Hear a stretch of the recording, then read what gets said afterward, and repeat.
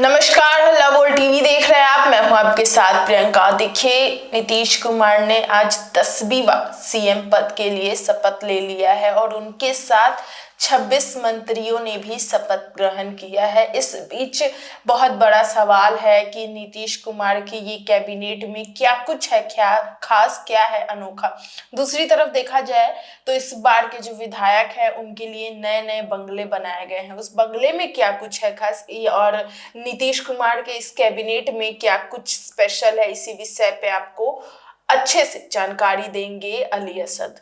देखिए, आज पटना के गांधी मैदान में शपथ ग्रहण समारोह था।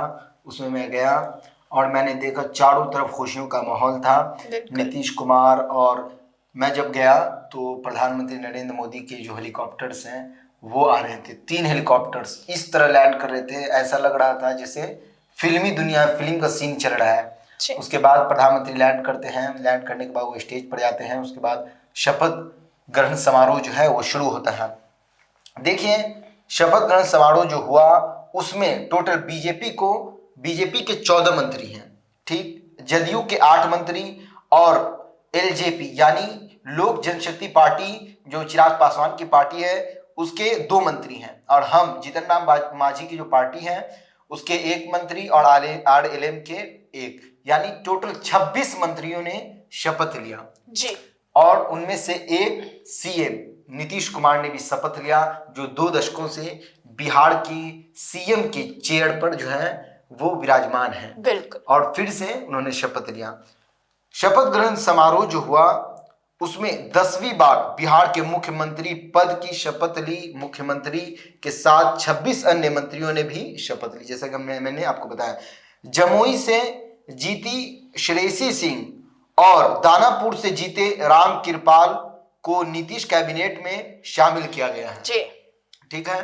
नीतीश कुमार ने अपने सभी 8 मंत्रियों को रिपीट किया, तो बीजेपी ने 5 मंत्रियों को रिपीट किया है। पहली बार मंत्री बनने वालों में राम कृपाल यादव, संजय सिंह टाइगर, अरुण शंकर प्रसाद, राम निषाद, लखेंद्र कुमार रोशन, श्रेयसी सिंह, संजय कुमार सिंह और दीपक प्रकाश शामिल है, जो कि उपेंद्र कुशवाहा के बेटे हैं। आरएलएम पार्टी से वो आते हैं। उन्होंने इस बार चुनाव नहीं लड़ा है, ना वो जीते हैं, लेकिन वो आरएलएम के पद पे, आरएलएम के चुनाव चिन्ह से वो मंत्री पद पर बैठे हैं जी। नीतीश कैबिनेट में 10 नए मंत्रियों को शामिल किया गया है। मंत्रिमंडल में एक मुस्लिम चेहरा शामिल है। जदयू ने जमा खान को फिर मंत्री बनाया है।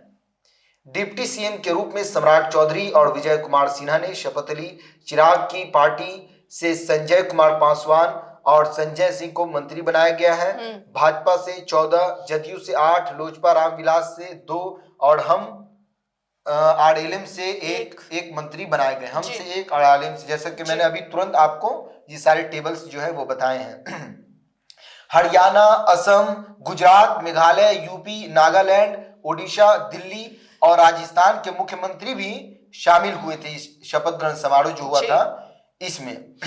इस तरह से शपथ ग्रहण समारोह जो है उसका, शपथ ग्रहण समारोह जो है ये एक पर्व है, ये लोकतंत्र का एक पर्व है जो बिहार में शपथ ग्रहण के रूप में गांधी मैदान में मनाया गया। बहुत धूमधाम से मनाया गया, चारों तरफ बाजा बज रहा था। उसके बाद क्या नाम उनका, मनोज कुमार तिवारी जो हैं, सिंगर हैं और वो नेता भी हैं, तो वो उन्होंने गीत भी गाया और चारों तरफ खुशियां बिखरी हुई थी। और बिहार की तरक्की के लिए जो नेता सब वो शपथ ले रहे थे। और तेजस्वी यादव ने भी, जैसा कि हम सब जानते हैं, कि उन्होंने भी नीतीश कुमार को मुबारकबाद पेश किया। इसी बीच जो जितने भी विधायक बने हैं इस बार जितने भी विधायक बने हैं उन सब के लिए नए बंगले जो है वो बनाए गए हैं। उस बंगले में जो है क्या क्या खास है उस बारे में भी हम आपको डिटेल से बताते हैं। 18वीं बिहार विधानसभा चुनाव परिणाम के बाद 20 नवंबर को नई सरकार का शपथ ग्रहण जो है वो कंप्लीट हो चुका है। पटना में सभी 243 विधायकों और मंत्रियों को रहने के लिए खूबसूरत बंगले का इंतजाम किया गया है। इनमें 5 स्टार होटल की तरह सभी सुविधाएं जो है वो विधायकों को मिलेंगी।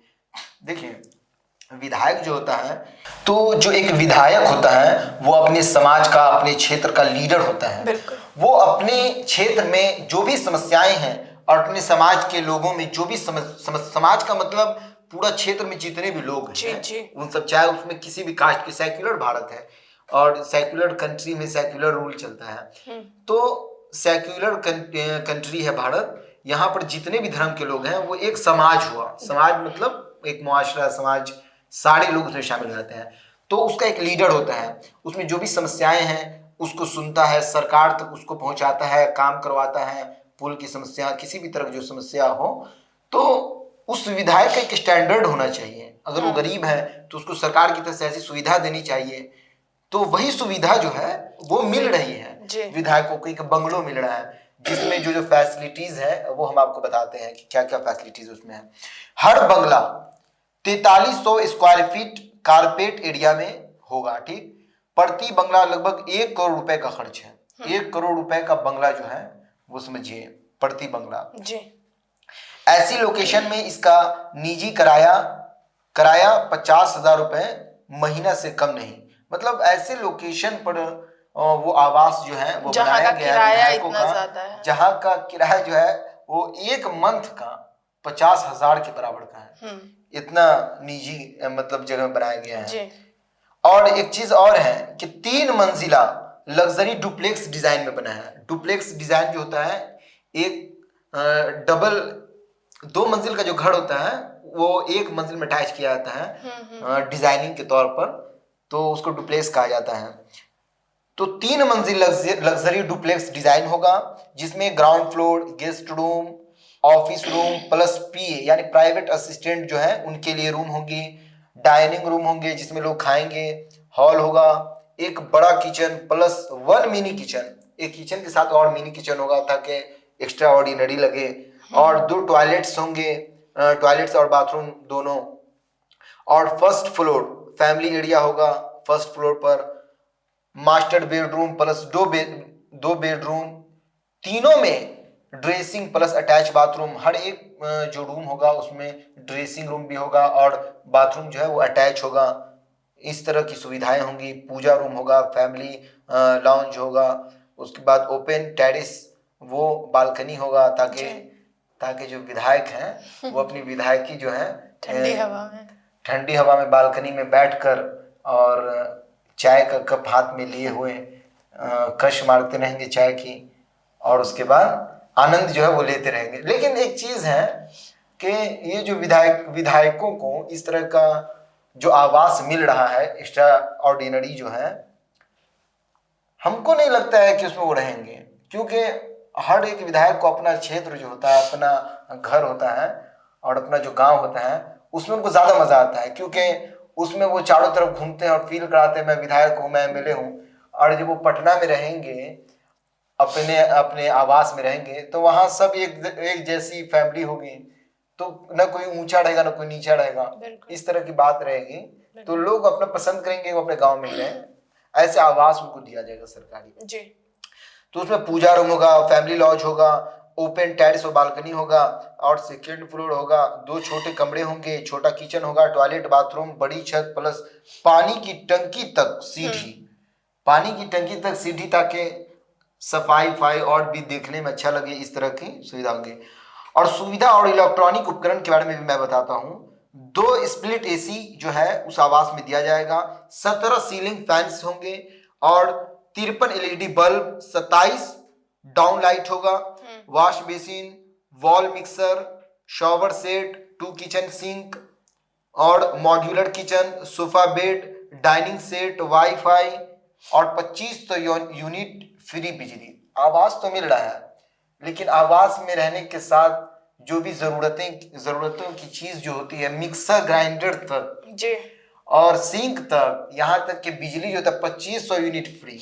मतलब किसी प्रकार का फ्यूचर में भी दिक्कत ना हो, इन सारी चीजों 125 नहीं 2500 यूनिट। अच्छा, जनता के लिए 125 यूनिट है और विधायकों के लिए 2500 यूनिट है। और आगे मैं आपको बताता हूं क्या क्या फैसिलिटीज होंगी। वाटर ट्रीटमेंट वो पेयजल सिस्टम होगा। हर बंगले में 2 टंकी होंगे, फिल्टर किया पानी जो पीने लायक हो। जैसे कि हम सब जानते हैं कि पटना की जमीन से, पटना ने बिहार में बहुत सारी जगह हैं जहां पर देखा जाए तो जो पानी जमीन से निकलता है वो बिना आरओ के आदमी पी नहीं सकता है। बहुत सारी बीमारियां हो सकती हैं, उसमें बहुत सारे बैक्टीरिया होते हैं, टेस्ट भी अच्छा नहीं होता है।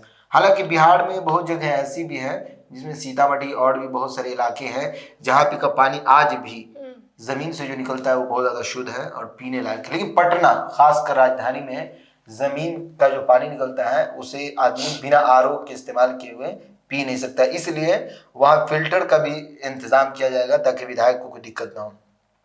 सामान्य पानी भी दिया जाएगा ताकि नहा सके, टॉयलेट्स वगैरह में इस्तेमाल कर सके। और 158 बंगलों के लिए 20,000 लीटर का अंडरग्राउंड टैंक, बारिश का पानी न जमा हो सके इसके लिए ड्रेनेज व्यवस्था। यानी ये जो 158 बंगले बन रहे हैं विधायकों के लिए, इसमें ड्रेनेज का एकदम बेस्ट इंतजाम होगा ताकि पानी वगैरह कहीं पे स्टोर ना हो सके और गाड़ी उड़ी चलाने में या चहलकदमी करने में दिक्कत ना हो। ड्रेनेज का बढ़िया इंतजाम होगा और अंडर वाटर जो है 20,000 लीटर का ड्रेनेज बनाया जाएगा ताकि दिक्कत ना हो। और आवंटन की नई प्रणाली भी मैं आपको बताता हूं। विधानसभा संख्या के अनुसार बंगला अलॉटमेंट मनमानी रोकने के लिए नंबर प्लेट के नीचे दीवार पर अस्थाई नंबर पेंट, मतलब हर आवास पर जो है नंबर प्लेट लगाया जाएगा कि किसका आवास है, इसमें कौन से विधायक रहते हैं, और पेंट वगैरह हर चीज जो है वो कराई जाएगी। कुछ ट्रांजिट बंगले जैसे 1, 2, 3 रिजर्व रखे गए हैं, यानी कुछ बंगले जो हैं वो खास लोगों के लिए रिजर्व रखे गए हैं। जैसे ट्रेन में बहुत सारे बॉगी होते हैं जो रिजर्व रहते हैं खास लोगों के लिए, और जनरल बॉगी होते हैं जो 2 पीछे 2 आगे रहते हैं, जिसमें बहुत सारे लोग बिना टिकट कटाए भी चले जाते हैं। तो रिजर्व बंगले भी यहाँ पर हैं। अतिरिक्त सुविधा की हम बात करें तो परिसर में ग्रीन एरिया, पौधारोपण, नया बड़ा हॉस्टल, बेसमेंट प्लस 6 फ्लोर और 83 स्टूडियो अपार्टमेंट और cafeteria, restaurant, canteen, community centre, इन तमाम तरह की जो सुविधाएं होती हैं एक लग्जरी अपार्टमेंट में, खेलने से लेकर खाने पीने रहने और किराना स्टोर्स जो होता है, इन सारी चीज़ों की ज़रूरत जो है वो अब विधायकों को दी जाएगी ताकि वो अपनी गरीबी से और बदहाली, गरीबी, बहुत सारे विधायक हैं आज भी बहुत ज़्यादा गरीब हैं। हम लोग ऐसा समझते हैं कि जो विधायक होते हैं वो बहुत अमीर होते हैं, लेकिन बहुत सारे ऐसे विधायक हैं जिनका नेटवर्थ सिर्फ और सिर्फ 1,000 रुपया है, सिर्फ और सिर्फ 1,000 रुपया, ये बताया गया है रिपोर्ट्स के अनुसार। तो इस तरह के जो विधायक हैं उनके लिए बहुत बड़ी सुविधा होगी, उनके लिए तो एक नया जीवन होगा जहाँ पे हर तरह की लग्जरी सुविधा दी जाएगी जो बड़े बड़े अमीरों को मिलती है, और मिलना भी चाहिए एक विधायक को, ताकि जब वो खुद स्वस्थ रहेगा तब ना समाज का भला भी कर सकेगा।